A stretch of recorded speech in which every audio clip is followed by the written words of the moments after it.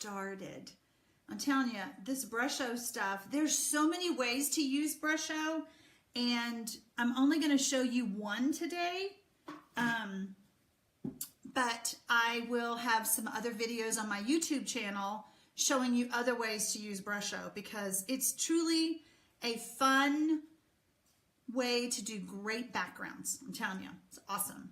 So, okay. Hey, Lonnie. I'm glad you're here too.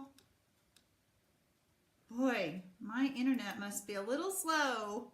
It's not refreshing. So,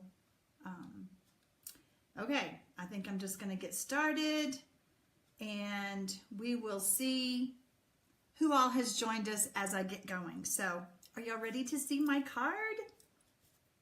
I posted one yesterday using Brusho and the Beautiful You stamp set. So I'm also going to be using the Beautiful You stamp set again today. But let's see the card. All right, let me zoom in just a little bit. There we go. Okay, look at this fun card. Little raindrops, can y'all see that? Super cute card. So easy to make, but it looks really hard, doesn't it? But it's not, I promise. So Stampin' Up! Came out with the Brusho Crystal Colors, and I always want to call it Brusho Color Crystals, but it is Crystal Colors. There's a little box of 5. Okay, Lisa, you said I can call after 2 Central. Okay, I will do that. So there's 5 colors. There is a yellow that we're going to be using today. There is a brilliant blue, which we're also going to use. There is a gamboge, which gamboge is more like a orangey yellow, a red yellow. I don't know, it's kind of funky. There is a brilliant red, which is what I used on my card yesterday with the yellow. And then there's a moss green. The moss green is not a vibrant green, but you can almost mix it with a little bit of yellow, a little bit of blue, and make it a different green. So it's really a unique green, but I have learned to play with it with, like I said, with the blue and the yellow, and kind of get my own darker green, or brighter green rather. So, all right. You can use, and like I said, I'm using the Beautiful You stamp set. I'm a wood mount girl, so these are wood mounts. I know a lot of you love the clear mounts, but I don't know. I just love the feel of that wood in my hand. So, all right, so I move my card aside so I don't get anything on it.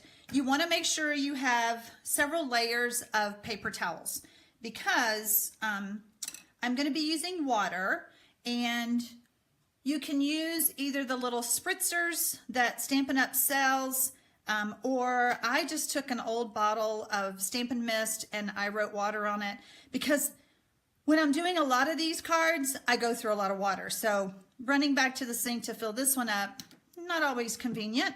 But I'm also using shimmer white paper. You can use watercolor paper, or you can use shimmery white.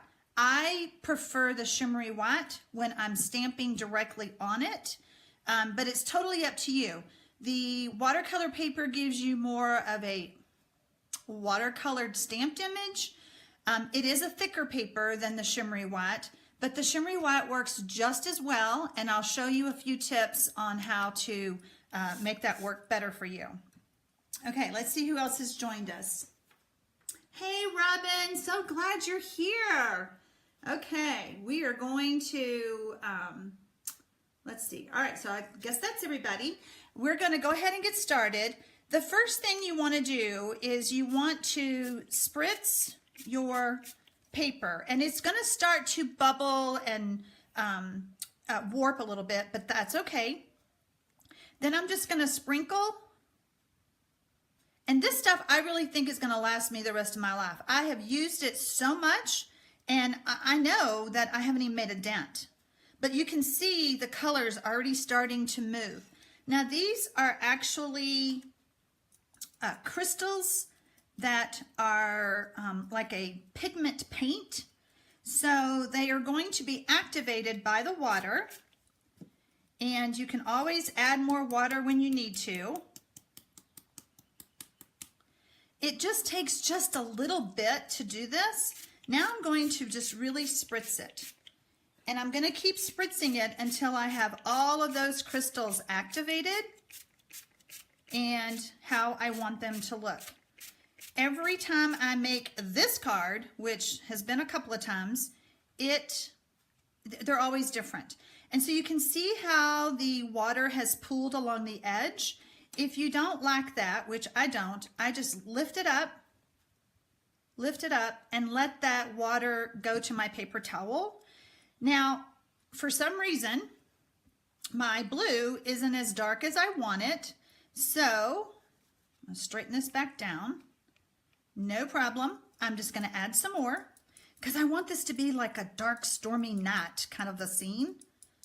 And you can't ever have too much crystals. All right, so let me give it some more spritzing. There we go. Now we're getting some dark. So again, I'm going to just tip that up and get that excess water off. Now, the key to doing this is that this needs to dry completely. And I know I get impatient and I'm ready to start the next step, but because we're going to be doing embossing on here, we really need this to be good and dry. So, for the sake of today's time, I'm going to move that out of the way. And I've already done one. Whoops, let me grab. Got a little bit on my work surface. You also, another thing that that I learned was I had my Versamark pad open, and when I did that spritzing on one of my cards, I got little blue crystals all over my Versamark pad. It doesn't hurt it, but it looks kind of funky. So I've retired that one for now. I'm not going to use it for a while. So you just want to make sure, don't open up this Versamark pad until you are ready to do your embossing. Key, trust me. Now, even though I have spritzed the water on my crystals, sometimes not all the pigment crystals will activate with the water. So I recommend that you just take a tissue or a paper towel and just rub those crystals off. See what I mean? It's enough to get on your hands. It's enough to get on your work surface. So we just want to get rid of all that excess crystals. And you can see that my card is warped, like I mentioned, but again, don't worry, we're going to fix that. I'm going to take my embossing buddy, and I know I want my girl on the left, and I'm just going to put the embossing buddy powder all over. This will get all of the static out of my card. I live in southern Arizona. We have maybe 10% humidity, so static is everywhere. I really learned the value of my embossing buddy when I moved here in Texas. I didn't have as much of a problem because we have humidity there. Okay, hey Jane, glad you could join us. All right, so I'm just going to ink up my lady. Got a little powder on my finger. And I'm just going to stamp her right here. And then I'm going to pour some embossing powder. I'm using the white. Whoops, kind of dumped it out there. And I like to give my paper a little flick on the back just to get off any excess powder.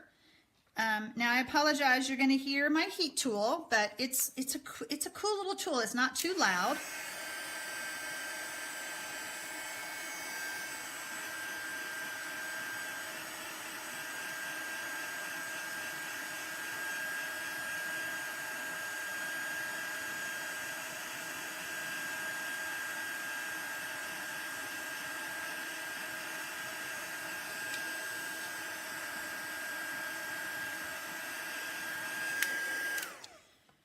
Some people have asked me in the past if they could heat their paper to get it dry faster, you know, our first step.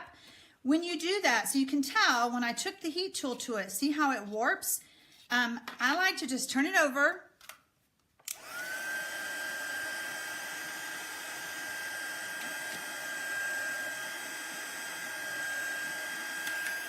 And just give it a little bit more heat and try to get that flatter. It will help me when I go to assemble the card. So if you do dry it with, you know, your heat tool before you do your stamping, flip it over. Another thing is I would not blot it. Let me just show you. Let's see if my other one is wet enough. If I blot this to make it dry faster, okay, so this one wasn't wet and wasn't still wet enough. It would take some of the color off and I would have a lighter version. So I don't usually like to do that because to me, the Brusho is vibrant and bright and I want to keep it that way. Hey, Kay. Okay, you're going to love this stuff. Yes, ma'am. All right, so let's go back to our card. We're going to go ahead and assemble this. And I have some Dapper Denim. So we have Shimmery White Cardstock, Dapper Denim, and Whisper White Thick. I love the thick cardstock for my card bases. It's a good sturdy cardstock that Stampin' Up! Came out with due to our request. And I just love it. Now, I prefer to use Fast Fuse adhesive, or you could use tear and tape. Where's my tear and tape? I don't know where that went. Let's see. Anyway, you guys know what tear and tape is. If you use snail, you need a lot of snail because we have this warpy piece of paper and we want it to lay flat when we apply it to our layers. So I'm going to take out my little silicone mat, making sure that I get from edge to edge using the Fast Fuse. Now the deal with Fast Fuse is Stampin' Up! Has sold out of the holders. They still have the refills, which I just ordered another one. This is a product that is going to be discontinued and will not carry over into the next catalog, which makes me very sad because I love it. It is a good, strong adhesive and it really does well for projects like this. It is so strong, you want to make sure that you have it lined up where you want it because it's not coming off.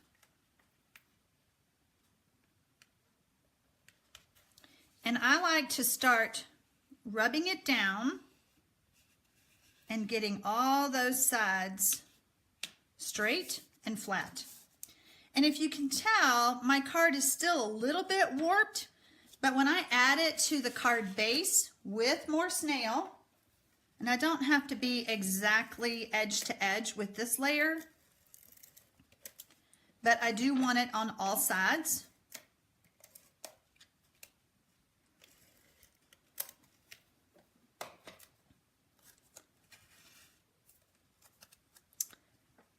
Thank you, Robin. I'm glad you like my tips.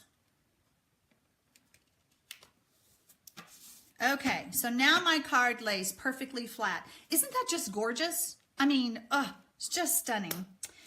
Okay, so my next step is I'm going to stamp my sentiment. And again, I'm going to use the Versamark ink. And I'm going to stamp it in Versamark.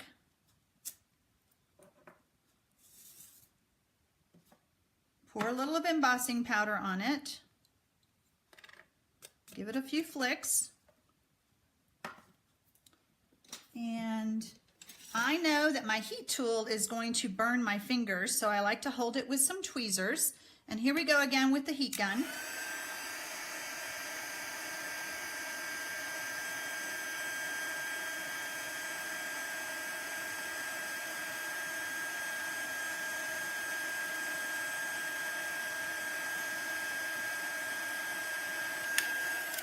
I absolutely love embossing. I think it makes any card look more elegant, more impressive.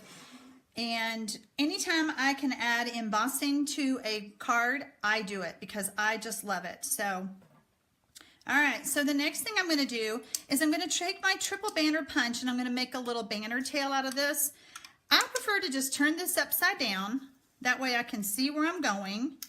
I want to line up my corners and then I just want to give it a punch.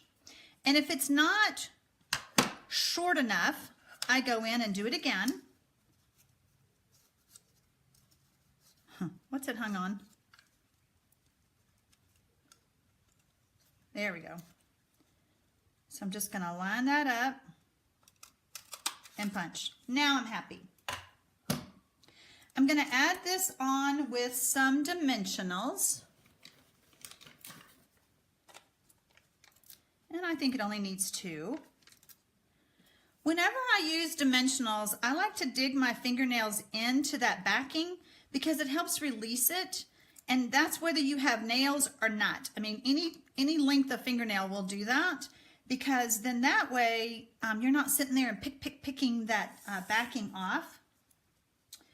Okay, so Lisa says, the stamp set goes well with Brusho. Yes, Lisa, it does. You know, whenever I'm using Brusho, the way I designed this card, let's just talk about this card. I did my background, and then I went and looked at my stamps. Then I decided what stamp to use. So, hey Susie, I'm glad you're here. Okay, enjoy your lunch while you're watching us. So typically when I'm making a card, I will take the stamp set and then I will decide what colors I want to use. That's when I'm not using Brusho. I'll decide what paper I want to use, if I want to use any designer series paper. In other words, I do it in the reverse. But when I'm using Brusho, I like to just see what my canvas looks like.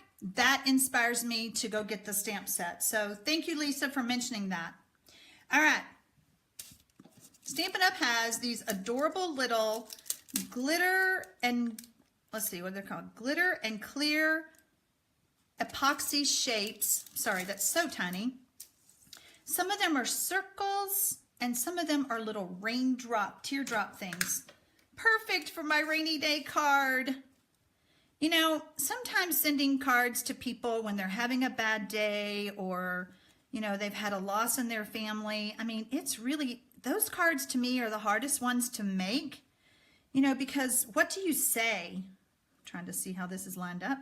It's just so hard. So, you know, this one, wishing you brighter days ahead, can cover so many times when you need to send those hard to send cards. I'm using my paper piercer to pick these up. They're so super tiny, and placing them on. You can do as many as you want, but you know, you want to have enough teardrops or raindrops to make more cards. So I don't know, 5 or 6 maybe, maybe one more. So what do y'all think about the Brusho? Who has Brusho already? I know that it's on Lisa's list. So what tool? Oh, Susie's asking, what tool am I using to get those off? This is my paper piercer. I use this tool all the time. I mean, it stays on my work surface. I use it just all the time. It helps me line up any kind of, you know, like rhinestones or small pieces of paper. Thank you, Deborah. I'm glad you liked my tips. Yeah, the paper piercer works so well for so many things. And I have a couple of them in my studio actually because I use them all the time. All right, so let's show you some other cards that I have done. Like I said, this one was posted on my Facebook page yesterday. Again, I used the Beautiful You. On this one, I stamped her in black, basic black ink, and I quickly poured clear embossing powder because I wanted it to have that sheen. And I don't think y'all can see the shimmer on the paper itself, but the shimmery white paper has a shimmer to it. So I just feel like it helps the Brusho it just enhances it, I guess that's the word. So here's another one. For her dress, I actually put some Brusho on a clear block. I just used a clear block. I added a little bit of water with it, and I picked it up with my aqua painter, and I painted her dress so that she was the same yellow as my background. Again, when I started today, I mentioned that there's so many ways to use Brusho. Today is just one of them. This was a really fun card, and if you'll notice, my green is where I added some of the moss green, I added blue, and I added yellow, and I got that brighter green that I was looking for, so more like the lemon lime twist, which is my favorite. So these are just some examples of how different Brusho can look, just depending on what colors you use, how much water you use. On this one, you'll notice I didn't break down all the crystals. You can see the little flecks, and I liked that look, so I just left it like it was. So